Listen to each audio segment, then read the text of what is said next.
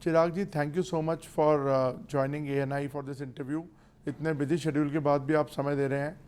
मेरा पहला सवाल ये है, जो SIR को लेके एक विवाद चल रहा है कि चुनाव से जस्ट पहले SIR लाने की ज़रूरत क्या थी।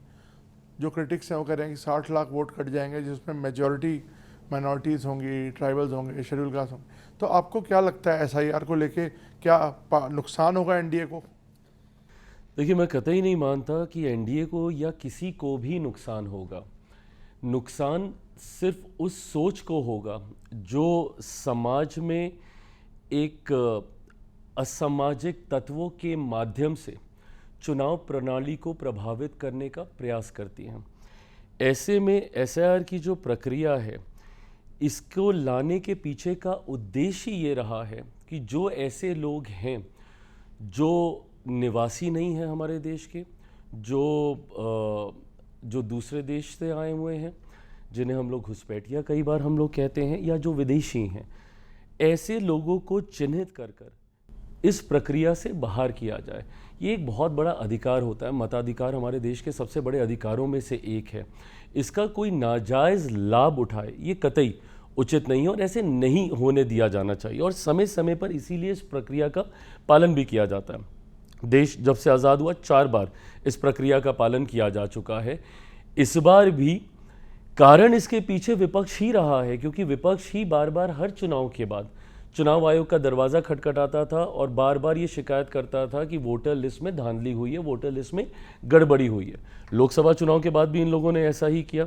दिल्ली चुनाव के बाद, महाराष्ट्र के चुनाव के बाद तो अभी तक ये लोग हम लोग को कोसते ही इसी बात को कहकर हैं कि आप लोगों ने वोटर लिस्ट में धांधली की है।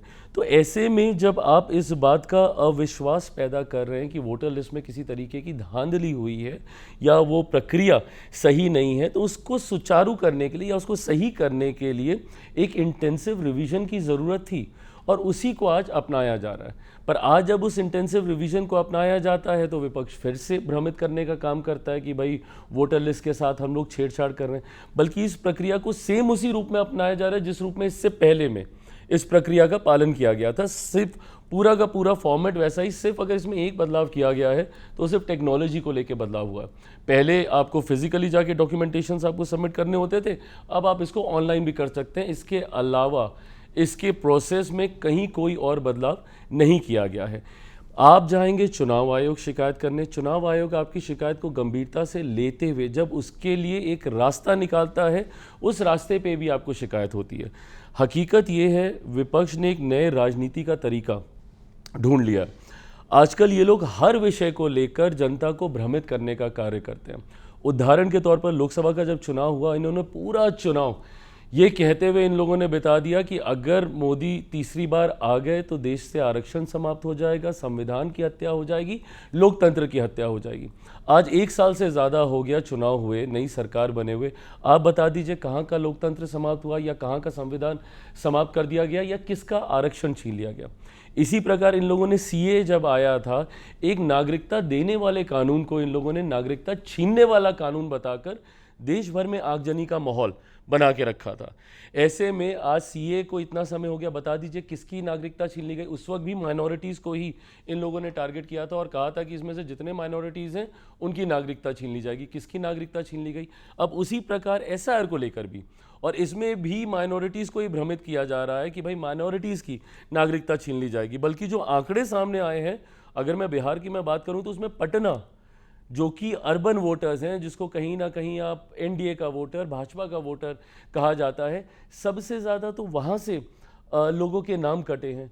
तो सिर्फ झूठ बोलना, लोगों को डरा कर अपने पक्ष में करना, ये विपक्ष की राजनीति का हिस्सा बन गया और वही प्रयास ये लोग SIR को लेकर भी कर रहे हैं। सर, तेजस्वी, राहुल गांधी, पूरा ऑपोजिशन एक यूनाइटेड हो गया इस इशू पर। तो आपको डर नहीं लगता कि कहीं ना कहीं जैसे पहले लोगों ने वोट को गैल्वेनाइज किया और टोटल नंबर गिरा, इस बार भी कुछ इसका इम्पैक्ट हो सकता है बिहार चुनाव? देखिए, मैं नहीं मानता। आज की तारीख में लोग इतने जागरूक हैं और उनको समझ में आता है कि कौन सी बात का राजनीतिकीकरण करने के उद्देश्य से जनता को भ्रमित किया जा रहा है। बिहार के लोग इन बातों को भली भांति जानते हैं। विपक्ष को किस तरीके से आपको डराने का कार्य करता है, कई चुनाव में निरंतरता में बिहार के लोगों ने इस बात का अनुभव किया है। मैं नहीं मानता कि बिहार के लोग इनकी इन बातों में आएंगे। इनका ये कहना कि भैया चुनाव से ठीक पहले क्यों, ये देश भर में इस प्रक्रिया को लागू किया जाएगा। इंटेंसिव रिवीजन को देश के हर एक राज्य में लेकर जाया जाएगा। ये संजोग है कि सबसे पहले बिहार में चुनाव हो रहे हैं, तो इसीलिए इसका असर पहले बिहार में दिखेगा। बट मैं नहीं मानता कि विपक्ष की बातों में बिहारी आने कुछ वाला लोगों का कहना है कि इन्हीं सेव वोटर्स ने लोकसभा में भी रिजल्ट जो चुनाव के नतीजे आए वही इम्पैक्ट हुआ, तो फिर अब अचानक से बदलने की क्या जरूरत पड़ गई? मैं वही, क्योंकि विपक्ष ही चाहता था, क्योंकि विपक्ष को ही विश्वास नहीं था। बार बार आप जाते हैं और दिक्कत इस बात की है कि आप हर चुनाव में एक नया बहाना ढूंढने का प्रयास करते हैं अपनी हार को छुपाने के लिए।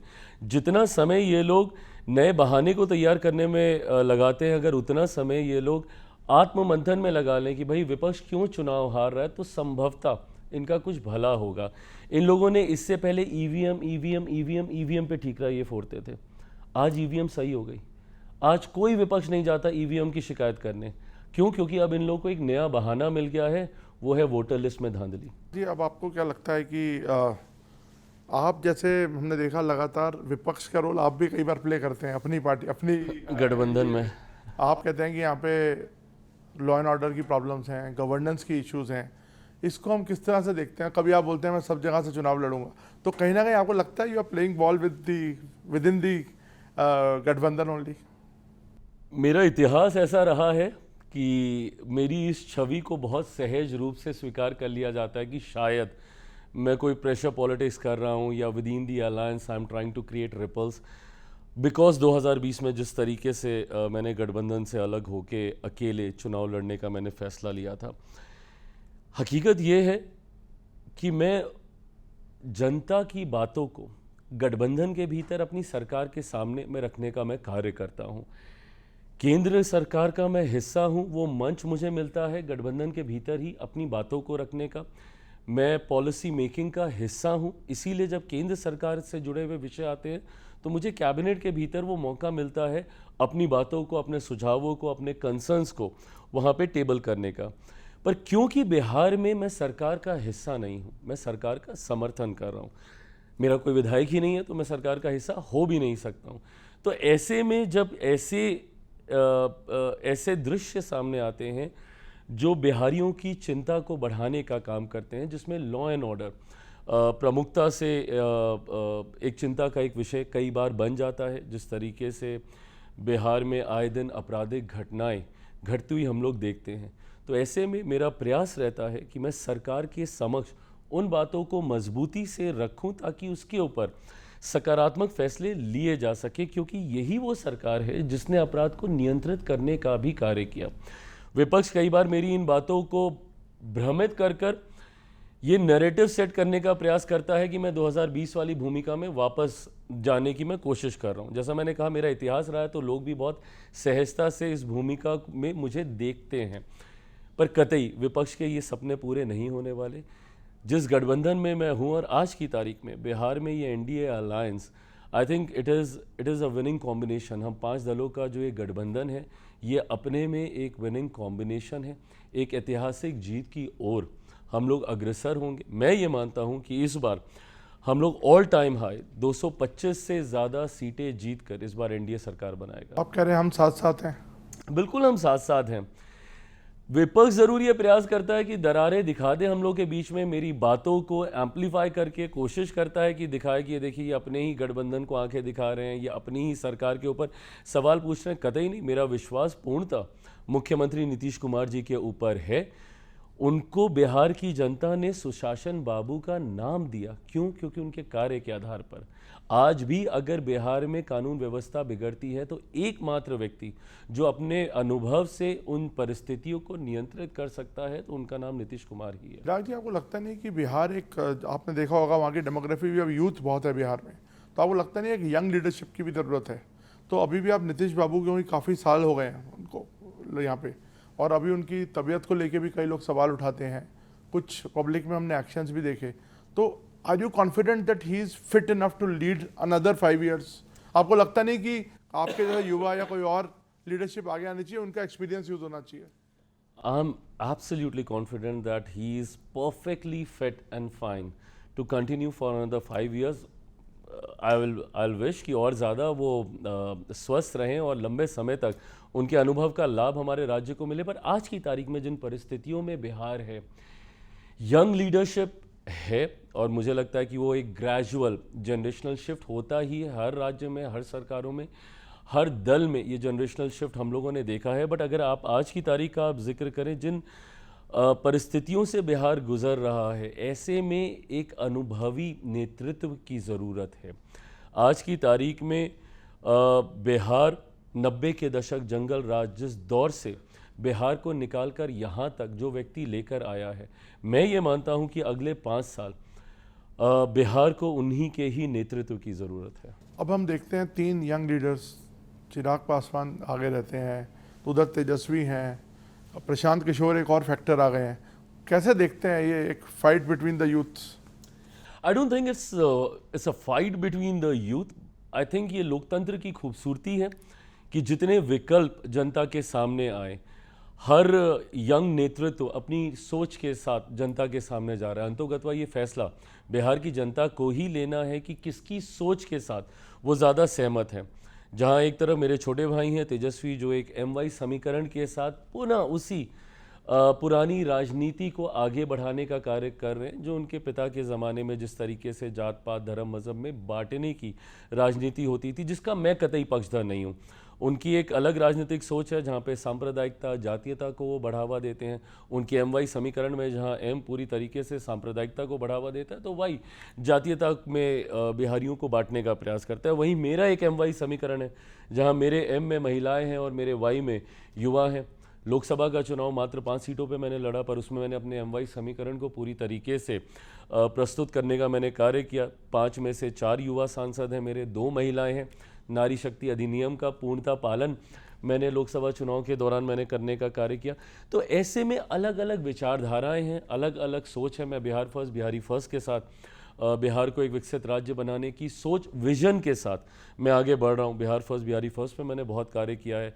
आप बिहार से जुड़ी हुई किसी भी समस्या का जिक्र मेरे सामने करें, उसका समाधान मेरे पास है। कैसे बिहार में हम लोग रेवेन्यू जनरेट कर सकते हैं, कैसे उद्योग लगा सकते हैं, कैसे शिक्षा प्रणाली को हम लोग बेहतर कर सकते हैं, कैसे प्रति व्यक्ति आय को हम लोग बढ़ावा दे सकते हैं, कैसे किसानों की मदद कर सकते हैं, कैसे बाढ़ सुखाड़ से बिहार को हम लोग निजात दिला सकते हैं। इन तमाम विषयों पर मैंने अध्ययन किया है। अभी आपको कौन रोक रहा है सब करने से? अभी तो सरकार में आप पार्टनर हैं, आपका इन्फ्लुएंस है, आप अभी भी कर सकते हैं ये बात। तो इसके लिए वो जीतने की जरूरत क्या है दोबारा? मैं पुनः दोहराता हूं कि मैं बिहार सरकार का मैं हिस्सा नहीं हूं, मैं समर्थन कर रहा हूं। और मैं मानता हूं कि उस समर्थन में आज की तारीख में मैं अपनी सोच को मैं शामिल कर सकता हूं, जो ग्रेजुअली अब करने का हम लोग कार्य कर रहे हैं। एक और बात हम लोग को बिहार के लिए समझने की ज़रूरत है कि एक लंबे समय के बाद बिहार को डबल इंजन की सरकार का लाभ अब मिलने लगा है। बिहार की ये विडंबना रही है that for the longest time Bihar में विरोधाभास की सरकारें थीं। 2000 का वो दशक आप याद करें, जब केंद्र में UPA की सरकार होती थी, तब बिहार में NDA की सरकार होती थी। 2014 में जब केंद्र में NDA की सरकार आई, तो बिहार में महागठबंधन की सरकार आ गई।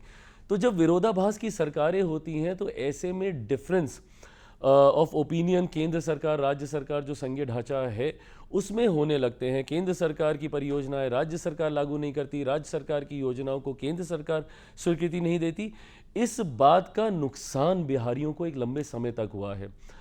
पर आज जब डबल इंजन की सरकार है, आप देखिए कोई सामान्य परिस्थिति नहीं है। मेरे प्रधानमंत्री तीसरी बार प्रधानमंत्री पद की शपथ लेने के बाद तब से लेके आज तक विदिन अ ईयर 8 बार बिहार जा चुके हैं, और जितनी बार जाते हैं हज़ारों करोड़ की योजनाओं को बिहार के लिए समर्पित करके आते हैं। तो ऐसे में अब धीरे धीरे वो विकसित बिहार बनने की ओर बिहार और बिहारी बढ़ चुके हैं, और ऐसे में बिहार फर्स्ट, बिहारी फर्स्ट का भी एक योगदान है। PK का कितना बड़ा फैक्टर है? क्योंकि वो कहते हैं कि स्पेशल स्टेटस की बात होती है, और जब प्रधानमंत्री बाहर जाते हैं तो बुलेट ट्रेन की बात करते हैं, यहाँ आते हैं तो इतने बड़े प्रोजेक्ट्स, उनके विजनरी प्रोजेक्ट्स नहीं होते। PK फैक्टर को आप किस तरह से देखते हैं? वेल, ये आई थिंक आने वाला चुनाव बताएगा कि वो कितना बड़ा फैक्टर है, नहीं है। वो एक अपनी सोच के साथ वो राजनीति में आए हैं, बिहारियों के साथ संवाद स्थापित करने का वो प्रयास कर रहे हैं। अब वो फैक्टर बनेंगे या नहीं बनेंगे, मुझे लगता है समय काफ़ी आपके साथ वो विचारधारा मिलती है। जैसे आप कह रहे हैं सॉल्यूशंस हैं, वो भी क्लेम करते हैं यूथ के लिए उनके पास सॉल्यूशंस हैं। बिहार में इंडस्ट्रियलाइजेशन और बिहार में रेवेन्यू जनरेशन, वो भी इस तरह की बातें कर रहे हैं जो आप कर रहे हैं। तो कहीं ना कहीं एक क्लैश ऑफ थॉट्स तो नहीं है? क्लैश ऑफ थॉट्स नहीं है। जैसा मैंने कहा कि बिहारियों के पास जितने विकल्प हों उतना अच्छा है। ये लोकतंत्र को और ज़्यादा सशक्त करता है और ज़्यादा मजबूत करता है। उन विकल्पों में से बिहार के नेतृत्व के लिए, बिहार को आगे लेकर जाने के लिए किसकी विचारधारा सही है, मुझे लगता है ये बिहारियों के पास विकल्प है। आने वाले समय में चुनाव सर पर हैं, बिहारी फैसला लेंगे। तो बिहार फर्स्ट, बिहारी फर्स्ट, इस पर आप कैसे इम्प्लीमेंटेशन करेंगे? अगर आप लोगों की सरकार आती है तो कैसे एग्जीक्यूशन होगा इसका सर? मैं चाहूँगा कि इसको गवर्नमेंट एजेंडा का इसको हिस्सा बनाया जाए और मुझे उम्मीद है आने वाले दिनों में एक मजबूत भागीदारी मेरी होगी बिहार की सरकार में। और बिहार फर्स्ट, बिहारी फर्स्ट सिर्फ एक सोच नहीं है, एक विकसित बिहार के निर्माण का एक कंप्लीट रोड मैप है। और मैं चाहता हूँ कि बिहार सरकार आने वाले दिनों में उसको सरकार का एजेंडा के तौर पे, गवर्नमेंट एजेंडा के तौर पर उसको शामिल कर कर इसको धरातल पर उतारने का कार्य करे। अब आपने बिहार फर्स्ट, बिहारी फर्स्ट की बात कर ली। आप कहते हैं कि हम इसमें रेवेन्यू लेके आएंगे बिहार में। बिहार हमेशा से रेवेन्यू जनरेटिंग स्टेट नहीं रहा है और जो माइग्रेशन है वो एक बहुत बड़ा मुद्दा रहा है। इस पर किस तरह से आप एड्रेस करेंगे? देखिए, पलायन पर रोक तभी संभव है जब बिहार में वो इंफ्रास्ट्रक्चर डेवलपमेंट हम लोग कर पाएँ, एक ऐसा इकोसिस्टम हम लोग तैयार कर पाएँ जहां बिहार में ही उद्योग हों ताकि रोज़गार के लिए किसी बिहारी को बाहर ना जाना पड़े, जहां बिहार में ही शिक्षा प्रणाली इतनी मजबूत हो। आज की तारीख में मुझे इस बात की तकलीफ होती है जब मैं देखता हूं कि मेरे बच्चे कोटा जाते हैं पढ़ने के लिए। अब कोटा में पढ़ने वाला बिहारी, पढ़ाने वाला बिहारी, अधिकांश शैक्षिक संस्थानों के मालिक वहां पे बिहारी, पर व्यवस्था राजस्थानी। ये व्यवस्था जब तक हम लोग पटना में, भागलपुर, दरभंगा, अलग अलग जिलों को चिन्हित कर कर जब तक हम लोग वो एजुकेशनल हब नहीं बनाएंगे, तब तक इस व्यवस्था को, जो बच्चे जो बाहर जाते हैं उसको हम लोग रोक नहीं पाएंगे। अब होता क्या है कि जब बच्चा पढ़ने के लिए बाहर जाता है उसके बाद वो वहीं से दूसरे राज्यों में जाकर नौकरी ढूंढता है, वहीं पे नौकरी करता है, वहीं पे घर खरीदता है, वहीं पे शादी करता है, वहीं पे बच्चे पैदा करता है और फिर उसी राज्य का या उस देश का होकर रह जाता है जिस देश में वो पलायन करके गया। ऐसे में ये तभी रुकेगा जब हम लोग बिहार में उस तरीके का एक इकोसिस्टम हम लोग तैयार करेंगे जिसके लिए उद्योगों का भी एक बहुत महत्वपूर्ण रोल है। जब तक बिहार में रोजगार के अवसर बिहारियों को अपने राज्य में ही नहीं मिलेंगे, ये पलायन नहीं रुकेगा। जैसा मैंने कहा कि अब धीरे धीरे डबल इंजन की सरकार में उस व्यवस्था को तैयार किया जा रहा है। मेरे मंत्रालय के माध्यम से ही हज़ारों करोड़ की उन योजनाओं को बिहार के लिए मैंने भी समर्पित किया है, जिसके माध्यम से प्रसंस्करण से जुड़े हुए फूड प्रोसेसिंग यूनिट्स आने वाले दिनों में बिहार में आपको देखने को मिलेंगे। इससे ना सिर्फ जॉब क्रिएशन होगा बल्कि किसानों की भी आर्थिक मदद होगी। कृषि प्रधान प्रदेश है मेरा, और साथ ही साथ जिस रेवेन्यू जनरेशन का आप बात कर रहे हैं वो राजस्व भी हम लोग बिहार के लिए बढ़ाने में कामयाब रहेंगे। सर, राहुल गांधी भी इस बार काफ़ी एक्टिव हैं, कांग्रेस पार्टी, तो कुछ आपको लगता है उसका इम्पैक्ट होगा? पुनः आने वाला समय बताएगा। कांग्रेस जिस मजबूत परिस्थिति में आज़ादी के बाद रही बिहार में, मेरी समझ के परे है कि कैसे उन्होंने धीरे धीरे करते करते अपनी पूरी ज़मीन ही खो दी और आज एक क्षेत्रीय दल की पुष्पलग्गू पार्टी की तरह बिहार में वो भूमिका निभाती है। मैं मानता हूं कि कांग्रेस के पास एक लंबा समय था, निरंतरता में दशकों तक उनके मुख्यमंत्री रहे, उनके नेतृत्व वाली सरकार बिहार में रही। अगर वो चाहते, अगर बिहार के विकास को लेकर, इवन फॉर दैट मैटर देश के विकास को लेकर जिस डबल इंजन की सरकार का आज हम लोग जिक्र करते हैं, वो लंबे समय तक आज़ादी के बाद टिल ऑलमोस्ट लेट 80s तक वो सरकार डबल इंजन वाली बिहार और बिहारियों को मिली थी। अगर कांग्रेस के पास विकास की वो सोच होती, वो विजन होता, वो आइडियोलॉजी होती, तो शायद आज बिहार इन परिस्थितियों में नहीं होता। तो जब उस वक्त नहीं कर पाए, जब इनके पास पूर्ण बहुमत की सरकारें केंद्र में बिहार में होती थी, तो आज एक गठबंधन का छोटा सा हिस्सा होकर राहुल जी या कांग्रेस कुछ कर पाएगी, मुझे नहीं लगता। और लॉ एंड ऑर्डर को कैसे इम्प्रूव किया जाएगा सर? क्योंकि आपने खुद अभी हाल में देखे कितनी बड़े बड़े वहाँ पे वारदातें हुई और आपने उस पर सवाल भी उठाए। प्रशासन को इसके लिए और ज़्यादा मुस्तैद होना पड़ेगा, प्रशासन को और ज़्यादा तत्परता दिखानी होगी। अपराधियों को लेकर कन्विक्शन रेट पर हम लोग को काम करने की ज़रूरत है। कई बार अपराधी पकड़े जाते हैं, तथ्यों के अभाव में वो छूट जाते हैं। ऐसे में मैं ये मानता हूं कि लोकल एडमिनिस्ट्रेशन, स्थानीय प्रशासन की एक अहम भूमिका इसमें है, एक महत्वपूर्ण भूमिका स्थानीय प्रशासन की है। पर पुनः मैं दोहराऊंगा कि मेरा विश्वास मुख्यमंत्री पर है, 90 के दशक में जिस तरीके से बिहार था, जिस जंगल राज से बिहार को मुख्यमंत्री जी ने निकालने का काम किया, यही कारण है 2005 से 2010 का जो उनका कार्यकाल था, स्वर्णिम काल के तौर पर बिहार और बिहारियों के लिए देखा जाता है। उसी वक्त उनको सुशासन बाबू के नाम से भी लोगों ने सम्मानित करने का कार्य किया। तो मैं मानता हूँ कि उनके पास वो अनुभव है और धीरे धीरे उन परिस्थितियों को वापस नियंत्रित कर लिया जाए। मैं आखिरी में एक बार फिर से उस पर आता हूँ सवाल पे, जो इलेक्शन कमीशन का बड़ा मुद्दा चल रहा है। आपको लगता है कि इलेक्शन कमीशन एक बिल्कुल फेयर प्रोसेस को फॉलो कर रहा है? क्योंकि कल उन्होंने, तेजस्वी यादव ने कोई प्रेस कॉन्फ्रेंस करके दिखाया कि मेरा नाम वोटर लिस्ट में नहीं है, फिर इलेक्शन कमीशन ने कहा इनका नाम वोटर लिस्ट में है, शायद उनके उसको फिर दोबारा तलब किया गया है कि उसको वेरीफाई करेंगे। तो इस संशय की स्थिति को आप कैसे देखते हैं? संशय की स्थिति बनाने का काम कौन कर रहा है? यही विपक्ष के लोग कर रहे हैं। बताइए, आप नेता प्रतिपक्ष हैं बिहार में और आप एक प्रेस वार्ता करते हैं और उसमें आप खुलासा करते हैं कि आपका नाम नहीं है, जबकि तुरंत चुनाव आयोग उसका खंडन करता है और वो पूरी सूची जारी करता है जिसमें उनका भी नाम मतदाता सूची में है।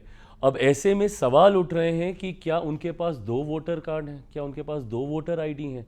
और अगर 2 वोटर आईडी हैं तो इसी प्रक्रिया को सुनिश्चित करने के लिए कि जो डुप्लीकेसी ऑफ द वोटर है वोटर लिस्ट में, उसको निकाला जाए। तो अगर नेता प्रतिपक्ष के पास ही 2-2 वोटर आईडी कार्ड हैं तो ये तो बहुत चिंता वाली बात है ना। और इसी चिंता को, जो कि चुनाव आयोग की भी रही है और जो कि विपक्ष की भी रही है, ताज्जुब मुझे तब होता है कि जिस प्रक्रिया पे आप सवाल उठा रहे हैं, जिस वोटर लिस्ट के ऊपर आप सवाल उठाते थे, डुप्लीकेसी ऑफ द वोट को लेकर ही आप सवाल उठाते थे, बट वो तो आप खुद ही कर रहे हैं। और अगर एक नेता प्रतिपक्ष के पास 2-2 वोटर आईडी हैं तो इससे बड़ी चिंता की बात और कोई हो नहीं सकती है। और इस प्रक्रिया के माध्यम से उसी को फिल्टर आउट करने का कार्य चुनाव आयोग कर रहा है। सर, आपकी पार्टी पे आते हैं। अब आप कितनी सीट्स पे लड़ रहे हैं और आप खुद लड़ रहे हैं क्या असेंबली? अब इस पे आपने मतलब एक बहुत क्वेश्चन मार्क छोड़ा हुआ है, लोग एनालाइज कर रहे हैं इसको बार बार। ये क्वेश्चन मार्क ज़रूर मैंने छोड़ा हुआ है क्योंकि अभी पार्टी को इसके ऊपर अंतिम मोहर लगानी बाकी है। जब मैं कहता हूं कि पार्टी को फैसला लेना है तो छूटते ही मुझसे सवाल पूछा जाता है कि भैया आप ही पार्टी हैं, सर्वो आप ही अपनी पार्टी के, आप अगर चुनाव लड़ना चाहेंगे तो पार्टी में कौन आपको रोकेगा? मैं बिल्कुल मानता हूं इस बात को। काउंटर क्वेश्चन आपका आता है, उससे पहले ही मैंने ये जवाब दिया कि मैं मानता हूं इस बात को। पर हकीकत ये भी है कि जब मैं कहता हूं कि पार्टी को इसमें अंतिम फैसला लेना है, क्योंकि पार्टी अभी इसके ऊपर सर्वे कर रही है, मंथन कर रही है, इसके ऊपर अभी विद इन द पार्टी चर्चा हो रही है कि क्या मेरे चुनाव लड़ने से पार्टी को लाभ है। ये प्रयोग कई बार कई दलों ने किया है। भारतीय जनता पार्टी ने कई बार इस प्रयोग को किया जब उन्होंने अपने सांसदों को विधानसभा के चुनाव में उतारने का काम किया, कई केंद्रीय मंत्रियों को उन्होंने विधानसभा के चुनाव में उतारने का काम किया और कई बार उनको उसका लाभ भी मिला है। ऐसे में क्या मेरे विधानसभा के चुनाव लड़ने से मेरी पार्टी को इसका लाभ होता है? क्या मेरे गठबंधन को इसका लाभ होता है?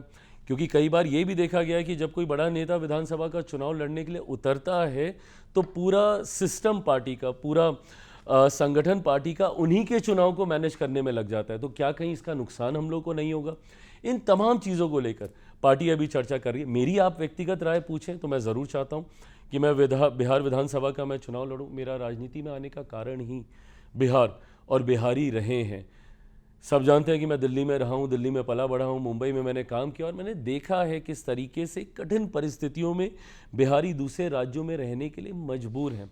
ऐसे में उस वक्त ये फैसला लेना कि मुझे वापस बिहार जाना है, इसी सोच के साथ था कि बिहारियों के खोए हुए गौरव को, बिहारियों की परिस्थिति को कैसे बेहतर किया जा सके। तीसरी बार का सांसद हूँ, इस बात का अनुभव मैं कर चुका हूँ कि केंद्र में रहकर जिस बिहार फर्स्ट बिहारी फर्स्ट की सोच को मैं धरातल पर उतारना चाहता हूँ वो केंद्र में रहकर संभव नहीं होगा। इसके लिए बिहार वापस जाना होगा। ये बड़ी बात आप बोल रहे हैं कि मतलब अब रुख बिहार की तरफ है।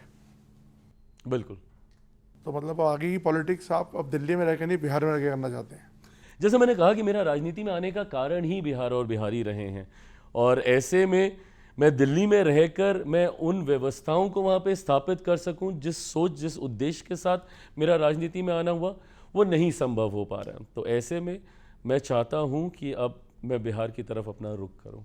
और कितनी सीट्स आप लड़ना चाहते हैं, मतलब ये भी तो बताइए थोड़ा, कितनी सीट्स आपकी पार्टी को? मैं गठबंधन धर्म की मर्यादा को तोड़ूंगा अगर मैं सीटों को लेकर, सीटों की संख्या को लेकर, सीटों के चयन को लेकर कोई भी चर्चा सार्वजनिक मंच पर पहले करूं और गठबंधन के भीतर बाद में करूं।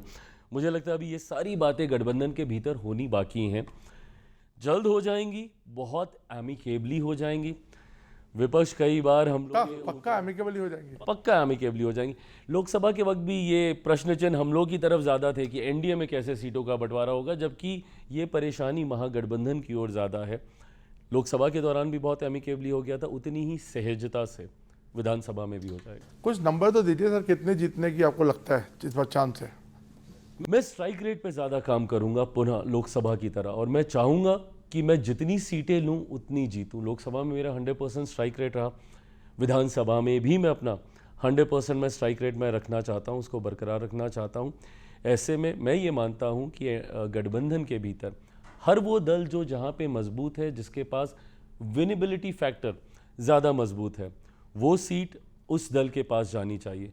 So rather than the number of seats, my fight would be for the quality of seats. तो चिराग जी, लास्ट में बोल रहा हूँ, इसका इंटरप्रिटेशन हम ये बोल सकते हैं that you are more keen now to play a greater role in Bihar than in Delhi. Of course, yes. I see myself more in Bihar now. Role का जब आप जिक्र करते हैं, उसके आसपास बहुत सारे प्रश्न चिन्ह खड़े हो जाते हैं। मेरी भूमिका गठबंधन के एक मजबूत सहयोगी के तौर पर गठबंधन के नेतृत्व वाली सरकार के माध्यम से बिहार को एक विकसित राज्य बनाने की होगी। Thank you Chirag ji, thank you for talking to us. Thank you.